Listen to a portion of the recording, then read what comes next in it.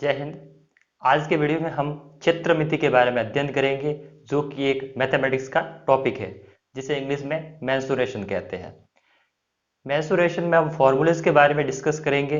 आज हम इस वीडियो में आयत और वर्ग यानी कि रेक्टेंगल और स्क्वायर के बारे में अध्ययन करेंगे और इनके फॉर्मूलाज कौन कौन से होते हैं और कौन कौन से इसके ऊपर इंपॉर्टेंट क्वेश्चन बनते हैं, उसके बारे में आज इस वीडियो में अध्ययन करेंगे। तो हमारा पहला टॉपिक है आयत और वर्ग। तो आप जानते हो आयत का क्षेत्रफल और आयत का परिमाप क्या क्या होता है, लेकिन यहाँ पर हम आयत और वर्ग के प्रॉपर्टी के बारे में भी अध्ययन करेंगे, क्योंकि कंपटीशन एग्जाम में उसकी प्रॉपर्टी के बारे में भी बहुत सारे क्वेश्चन पूछे जाते हैं। तो चलिए स्टार्ट करते हैं मेंसुरेशन का पहला वीडियो, रेक्टेंगल एंड स्क्वायर के बारे में। तो पहले हम बात करें रेक्टेंगल के बारे में, जिसे आयत कहा जाता है। यहाँ पर हम पहली बात कर रहे हैं आयत के बारे में। आयत, जिसे इंग्लिश में रेक्टेंगल कहा जाता है। अब आपको पता है आयत किसे कहते हैं। आयत वह होता है जिसके आमने सामने की भुजाएं बराबर होती है तथा प्रत्येक कोण समकोण होता है। तो यहाँ पर देखा जाए तो आयत ये एक बनाया हुआ आयत है। इस प्रकार से इसको मान लेते ए, इसको मान लेते हैं बी, इसको मान लेते हैं सी, इसको मान लेते हैं डी। माना कि जो इसकी लंबाई है वो एल है, ठीक है। तो इसकी चौड़ाई को हम बी मान लेते हैं, लंबाई को एल और चौड़ाई को बी मान लेते हैं। जबकि जो ए और सी है ये विकर्ण है और डी और बी क्या है, विकर्ण है। आपको पता है कि जो शीर्ष होते हैं, शीर्ष को शीर्ष से मिलाने वाली भुजा विकर्ण कहलाती हैं। तो यहाँ पर यदि हम इसकी प्रॉपर्टी की बात करें, गुणधर्म की बात करें, प्रॉपर्टीज की बात करें, तो पहली प्रॉपर्टीज क्या होती है कि इसके आमने सामने की भुजाएं बराबर होती है। इसका मतलब ये हुआ कि ए बी इक्वल टू क्या हो जाएगा, सी डी, और ये ए डी इक्वल टू क्या हो जाएगा, बी सी। आई होप आपको बात समझ में आ चुकी होगी। अगर पूछे कि आयत की सबसे बड़ी भुजा कौन सी होती है, तो आयत की सबसे बड़ी भुजा होती है उसका विकर्ण। तो यहाँ पर हम बात करें रेक्टेंगल के बारे में, तो रेक्टेंगल के जो विकर्ण होते हैं, जो डायगोनल होते हैं, वो हमेशा समान होते हैं। तो यहाँ पर हम लिख सकते हैं कि बी सी इक्वल टू सी ए। या हम क्या लिख सकते हैं, यहाँ पर विकर्ण समान होंगे यानी कि बराबर है। विकर्ण क्या है, बराबर है। अब यहाँ पर यदि सेंटर पॉइंट को मैं ओ मान लूं, तो यहाँ पर मैं लिख सकता हूं कि डी ओ बराबर ओ बी बराबर ओ सी बराबर ओ ए। इसका मतलब ये हुआ कि ये जो विकर्ण है, ये विकर्ण भी आपस में बराबर है, जबकि ओ डी बराबर ओ बी बराबर ओ सी बराबर ओ ए होगा, क्योंकि ये आपस में भी बराबर होंगे। क्योंकि यदि आपको पूछे कि रेक्टेंगल में सबसे बड़ी भुजा कौन सी होती है, तो वो उसका विकर्ण होता है। अब यहाँ पर यदि हम बात करें तो एंगल के बारे में, यहाँ पर यदि हम एंगल के बारे में बात करें, तो angle A equal to angle B equal to angle C equal to angle D हमेशा समकोण यानी कि 90 डिग्री का कोण होता है। तो आई होप आपको इसकी प्रॉपर्टी के बारे में नॉलेज हो चुका होगा। अब हम इसके फॉर्मूलाज के बारे में पढ़ते हैं। यहाँ पर बात की जाए तो जो आयत होता है, जो रेक्टेंगल होता है, उस रेक्टेंगल का जो क्षेत्रफल होता है वो लंबाई इंटू चौड़ाई होता है। रेक्टेंगल का परिमाप 2 इंटू लंबाई प्लस चौड़ाई होता है। जबकि रेक्टेंगल का जो विकर्ण होता है वो root of L square plus B square. यहाँ पर मैंने लंबाई को एल माना है और चौड़ाई को बी माना है। तो चलिए देखते हैं फॉर्मूलेज को। यदि आयत का क्षेत्रफल पूछे, यदि आयत का क्षेत्रफल, क्षेत्रफल को इंग्लिश में एरिया कहा जाता है, क्षेत्रफल को इंग्लिश में एरिया कहा जाता है। तो आयत का क्षेत्रफल लंबाई इंटू चौड़ाई होता है, यानी कि एल इंटू बी हो जाएगा। यदि यहाँ पर बात की जाए आयत के परिमाप की, तो यहाँ पर मैं लिख लेता हूँ आयत का परिमाप। परिमाप को इंग्लिश में पेरीमीटर कहा जाता है, पेरीमीटर कहा जाता है। पेरीमीटर को आप कैसे निकालोगे, यहाँ पर पेरीमीटर का मतलब होता है कि इसके आसपास की कितनी बाउंड्री है। जैसे कि खेत है, तो खेत के आसपास में जब तारबंदी करते हैं तो वो उसका परिमाप होता है। जबकि क्षेत्रफल का मतलब होता है ये आपके पास आयत है, इस आयत के अंदर आप कितना अनाज वगैरह उगा सकते हो, वो कहलाता है क्षेत्रफल। तो यदि हम यहाँ पर परिमाप की बात करें, तो यहाँ पर लंबाई, यहाँ पर लंबाई, कितनी लंबाई होगी, 2 लंबाई। यहाँ पर चौड़ाई, यहाँ पर चौड़ाई, कितनी चौड़ाई होगी? 2 चौड़ाई। अब देखो सब में से दो दो कॉमन आ रहा है, इसलिए हम कह सकते हैं 2l+b। तो यहाँ पर इसका परिमाप क्या हो जाएगा? 2l+b। अब यहाँ पर एक इंपॉर्टेंट फॉर्मूला आता है इसके विकर्ण के बारे में।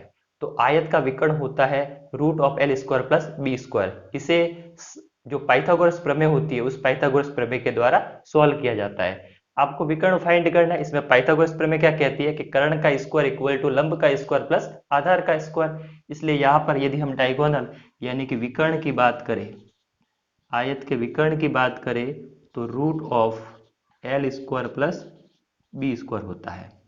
तो आई होप आप आयत की प्रॉपर्टीज के बारे में समझ चुके होंगे और इसके फॉर्मूलाज के बारे में भी समझ चुके होंगे। कोई प्रॉब्लम हो तो आप कमेंट सेक्शन में जरूर बताएं।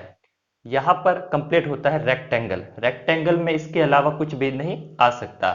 इसके ऊपर हम बहुत सारे क्वेश्चन भी देखेंगे। अब हम बात करते हैं स्क्वायर यानी कि वर्ग के बारे में। तो चलिए स्टार्ट करते हैं वर्ग वाला टॉपिक। वर्ग, वर्ग को इंग्लिश में हम स्क्वायर कहते हैं। वर्ग को इंग्लिश में हम क्या कहते हैं? स्क्वायर कहते हैं। वर्ग का मतलब होता है जिसकी चारों भुजाएं समान हो, वह वर्ग कहलाता है। तथा जो वर्ग के विकर्ण होते हैं वो आपस में स्वमद्विभाजित करते हैं। स्वमद्विभाजित का मतलब होता है कि जो विकर्ण होते हैं वो आपस में परपेंडिकुलर यानी कि 90 डिग्री का कोण बनाते हैं। तो यहाँ पर यदि हम बात करें वर्ग के बारे में, तो वर्ग कुछ इस प्रकार की आकृति मान लेते हैं, इसको ए, बी, सी और डी। हम यहाँ पर देखी जाए तो इस प्रत्येक भुजा को हम ए मान लेते हैं। ठीक है, भुजा बराबर क्या मान लेते हैं? ए। यानी कि ये भी ए है, ये भी ए है। यहाँ पर हमने लंबाई अलग थी और चौड़ाई अलग थी, इसलिए हमने एल और बी माना था। यहाँ पर हमने आमने सामने की भुजाएं बराबर है, इसलिए यहाँ पर भुजा के तौर पर ए मान लिया है। हम यहाँ पर लिख सकते हैं कि ए बराबर यहाँ पर क्या है? भुजा। ए बराबर हमने क्या माना है? भुजा मानी है। यदि यहाँ पर इसकी प्रॉपर्टी की बात की जाए, प्रॉपर्टीज की बात की जाए, तो हम लिख सकते हैं कि इसकी सभी भुजाएं बराबर है, यानी कि ए बी बराबर बी सी बराबर सी डी बराबर डी ए। ये पहली प्रॉपर्टी होती है। जबकि इसकी जो दूसरी प्रॉपर्टी होती है वो होती है कि इसके विकर्ण बराबर होते हैं। यानी कि शीर्ष से शीर्ष से मिलने वाली भुजा क्या कहलाती है? विकर्ण कहलाते हैं। यानी कि हम कह सकते हैं कि विकर्ण बराबर। विकर्ण बराबर का मतलब कौन कौन से विकर्ण? ए सी बराबर बी डी बराबर होंगे हमेशा। ए सी बराबर क्या होगा? बी डी होगा। दूसरी बात यह है कि विकर्ण एक दूसरे को स्वमद्विभाजित करते हैं। ये वेरी इंपॉर्टेंट क्वेश्चन है, पूछा भी गया है। तो यहां पर हम लिख सकते हैं कि वर्ग के विकर्ण एक दूसरे को स्वमद्विभाजित करते हैं। वर्ग के विकर्ण एक दूसरे को क्या करते हैं? समद्विभाजित करते हैं। तो आई होप आप वर्ग की प्रॉपर्टी के बारे में समझ चुके होंगे। अब यहाँ पर हम बात करते हैं इसके फॉर्मूलाज के बारे में। तो पहले तो क्या बात थी कि यहाँ पर हम देखा जाए तो वर्ग का जो क्षेत्रफल होता है, जो वर्ग का क्षेत्रफल होता है वो होता है भुजा इंटू भुजा। हमने भुजा क्या मानी थी? ए, इसलिए हम लिख सकते हैं कि ए का स्क्वायर। यहाँ पर बात की जाए वर्ग के परिमाप की, तो परिमाप का मतलब क्या होगा? यहाँ पर इसकी 4 बाउंड्री है, इसलिए 4a हो जाएगा। यहाँ पर हम बात करते हैं वर्ग के परिमाप की, तो वर्ग का परिमाप क्या हो जाता है? 4 इंटू भुजा। भुजा का मतलब होता है जो आपके ये साइड ए दी हुई है वो, इसका मतलब क्या है? भुजा है। तो देखो यहाँ पर हमने बात की है वर्ग के बारे में। तो पहला तो इंपॉर्टेंट ये बात है कि जो वर्ग होता है उसके आमने सामने की भुजाएं बराबर होती है, लेकिन चारों भुजाएं भी बराबर होती है। वर्ग जो कि प्रत्येक कोण कितना होता है? 90 डिग्री का होता है। यानी कि प्रत्येक कोण ए, कोण बी, कोण सी और कोण डी प्रत्येक क्या होता है? समकोण होता है।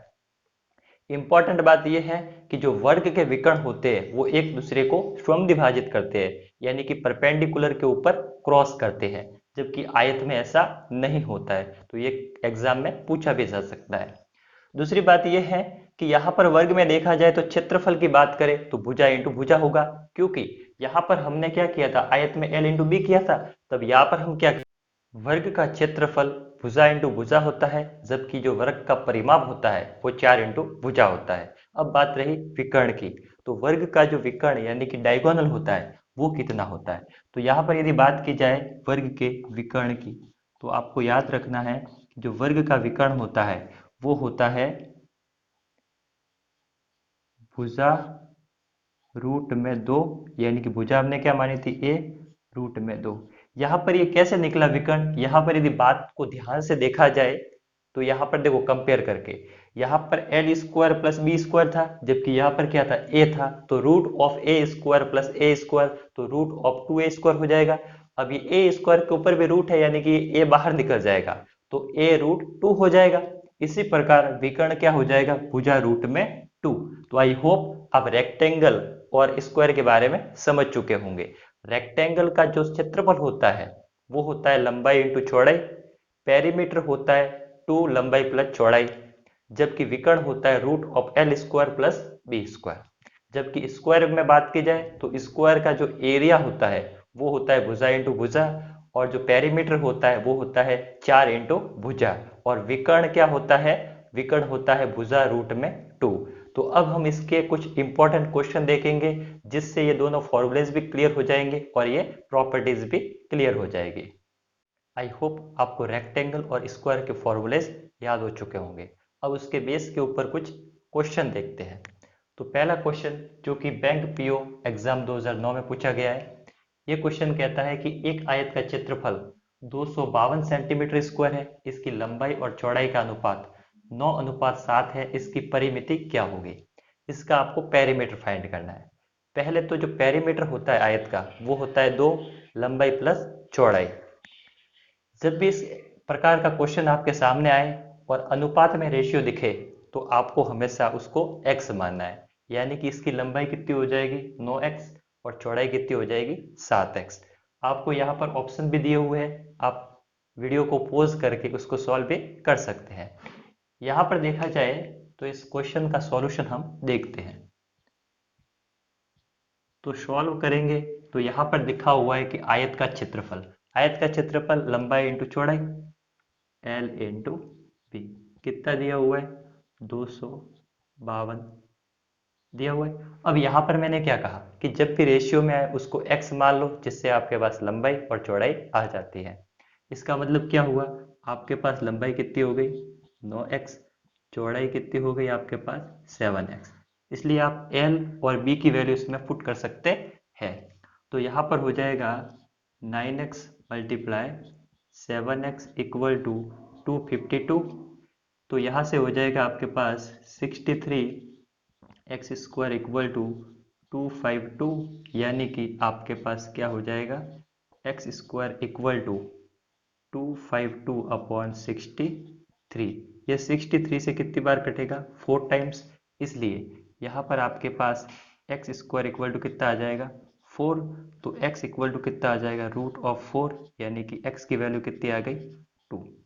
अब यहाँ से आपके पास x की वैल्यू 2 आ गई है। अब जो x की वैल्यू आपके पास 2 आई है उसको लंबाई और चौड़ाई में रखेंगे, जिससे रियल वैल्यू के रूप में लंबाई और चौड़ाई आपके साथ में आ जाएगी। यहाँ पर देखा जाए तो लंबाई के तौर पर आपने क्या लिखा था 9x, तो यहाँ पर क्या हो जाएगा 9 इंटू 2, क्योंकि 2 यहाँ से x की वैल्यू आ गई है, इसलिए लेंथ आपके पास कितनी आ गई 18। इसी प्रकार चौड़ाई आपके पास में कितनी मानी थी 7x, तो आपके पास चौड़ाई कितनी आ जाएगी 7 इंटू 2, यानी कि 14। आई होप आपको क्वेश्चन समझ में आ चुका होगा। ये बैंक पीओ एग्जाम 2009 में पूछा गया है। पहले क्या करना है, जब भी आपको रेशियो में दिखे तो रेशियो को x मान लीजिए, जिससे आपके पास जो भी x की वैल्यू आए वो आपने जो भी x की वैल्यू मानी उसमें पुट करेंगे, जिससे आपको पास लेंथ और ब्रेथ मिल जाएगी। अब केवल आपको फॉर्मूलाज का यूज करना है। फॉर्मूलाज क्या कहता है, पेरीमीटर का यानी कि परिमाप का,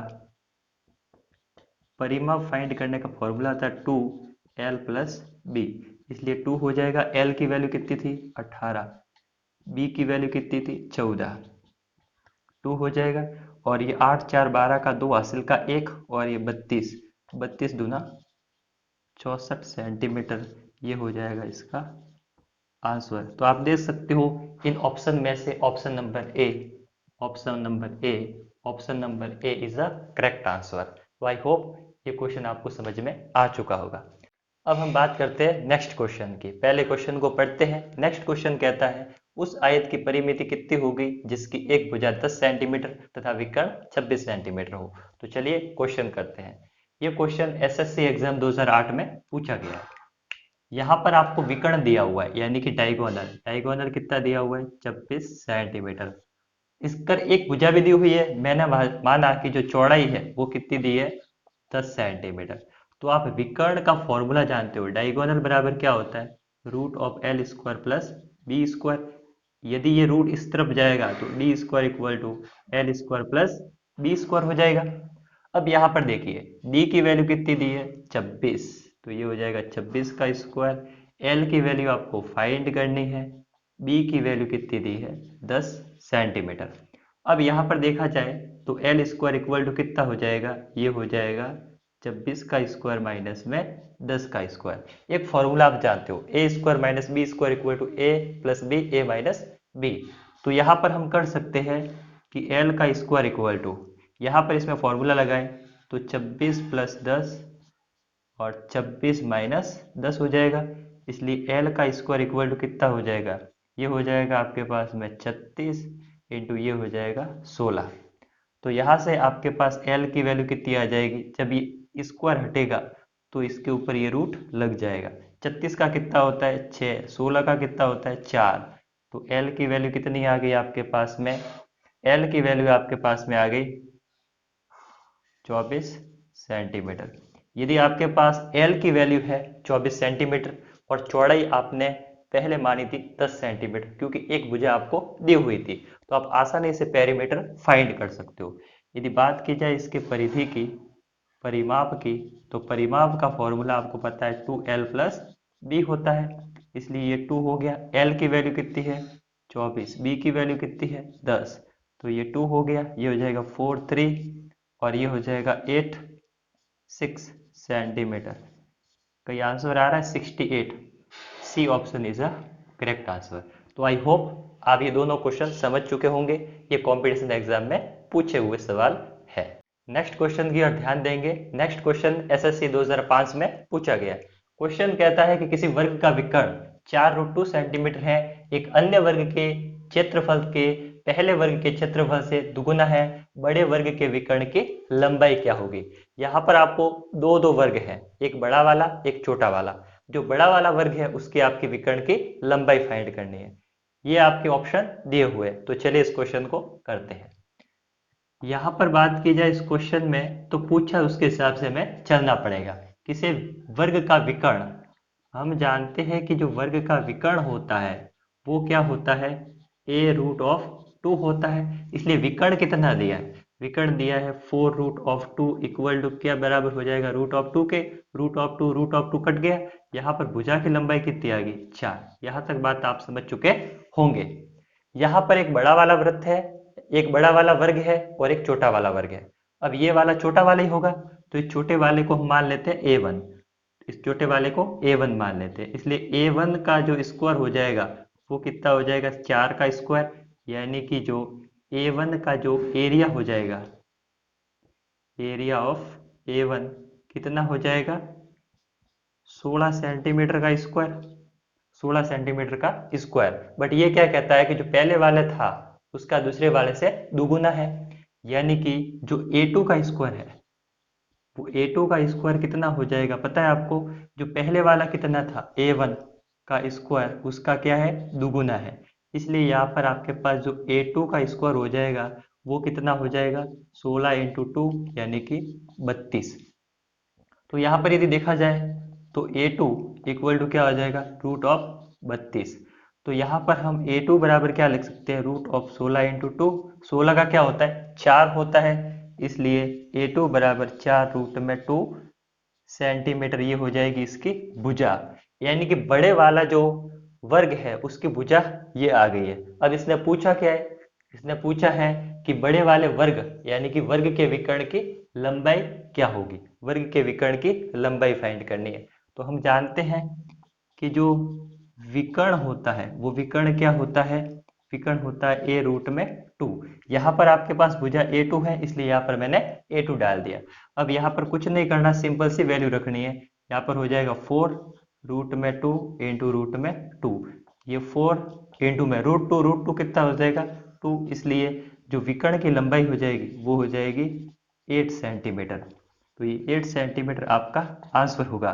तो आप ऑप्शन में देख सकते हो कि option number D is a correct answer. तो आई होप ये क्वेश्चन आपको समझ में आ चुके होंगे, और रेक्टेंगल और जो आपके मैंने स्क्वायर पढ़ाए हैं उसके आप बहुत सारे क्वेश्चन करोगे, जिससे आपको आसानी से समझ में आएगी। किसी भी क्वेश्चन में कोई भी समस्या हो तो कमेंट सेक्शन में जरूर बताएं, हम उसका समाधान करने का प्रयास करेंगे। मिलते हैं नेक्स्ट वीडियो में।